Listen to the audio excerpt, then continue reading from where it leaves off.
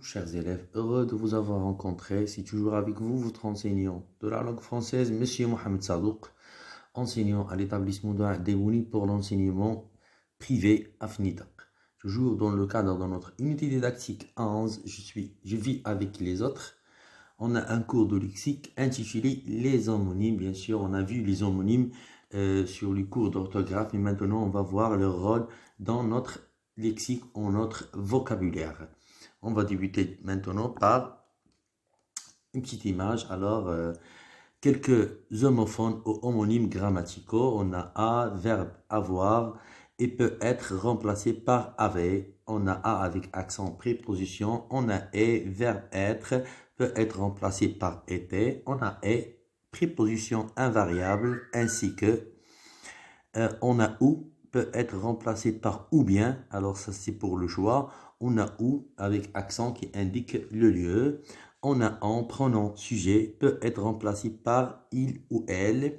Et on a en avec des, verbe avoir, peut être remplacé par avait. Alors dans ce cours de français, nous allons étudier les homophones grammaticaux à accent, ou accent, et, en et en, sans et sans, parce que ce sont les homonymes les plus fréquents et les plus utilisés de la langue française pour apprendre à faire la différence entre ces homonymes-là. On va débuter notre cours par a et a. Alors, a sans accent est le verbe ou l'auxiliaire avoir et peut être remplacé par avait. A avec accent est une préposition. Il ne peut pas être remplacé par avait parce que c'est une préposition. Exemple, elle a froid. On peut dire elle avait froid. Donc, ici, pas d'accent.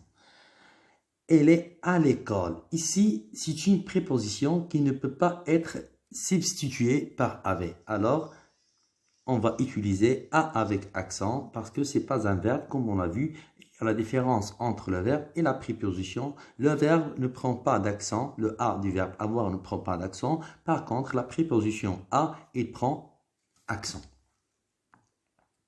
On a ou et ou avec accent. Alors, ou sans accent peut être remplacé par ou bien ou par ainsi que, parce que avec ou sans accent, on peut faire le choix. On peut dire noir ou blanc. On va choisir soit le blanc, soit le noir. Ou avec accent indique un lieu. Il ne peut pas être remplacé par ou bien, parce qu'il nous indique le lieu. On peut dire où vas-tu? Par exemple, on cherche l'endroit où tu veux y aller. Exemple, il va ici ou là. Alors, ici ou là, ça veut dire soit ici, soit là. Alors, on peut dire, il va ici ou bien là. Ici, pas d'accent. On ne met pas d'accent sur le ou parce qu'on est en train de faire le choix. Il va où il veut. Alors, ici, on a mis ou avec accent. Ici, le mot indique un lieu. On met un accent parce qu'on cherche à indiquer un lieu. Maintenant, on va passer pour voir et.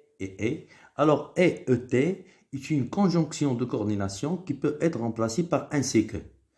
Est vient du verbe ou de l'auxiliaire être et peut être remplacé par été parce que c'est une forme de conjugaison.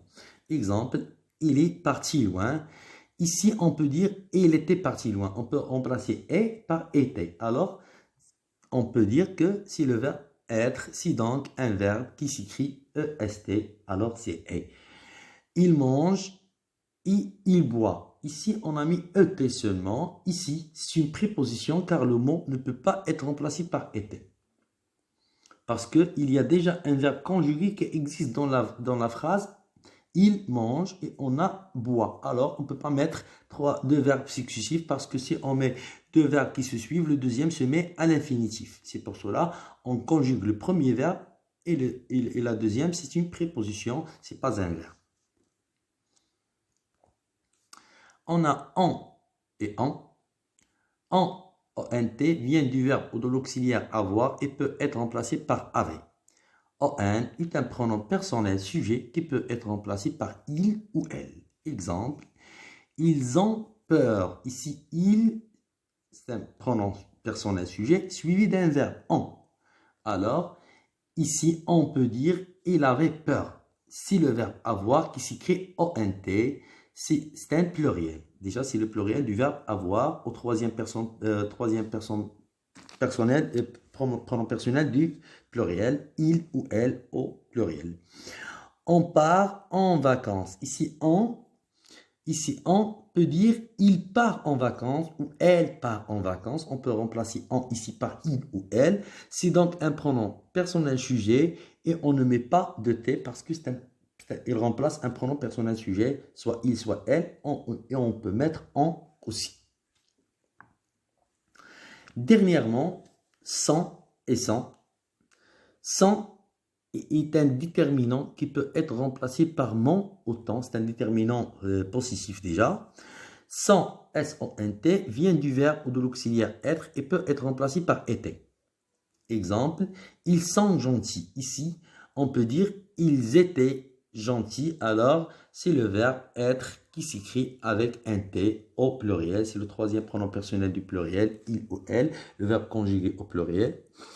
Il discute avec son fils. Ici, on peut dire il discute avec mon fils, avec ton fils. Alors, c'est un déterminant possessif qui s'écrit sans T.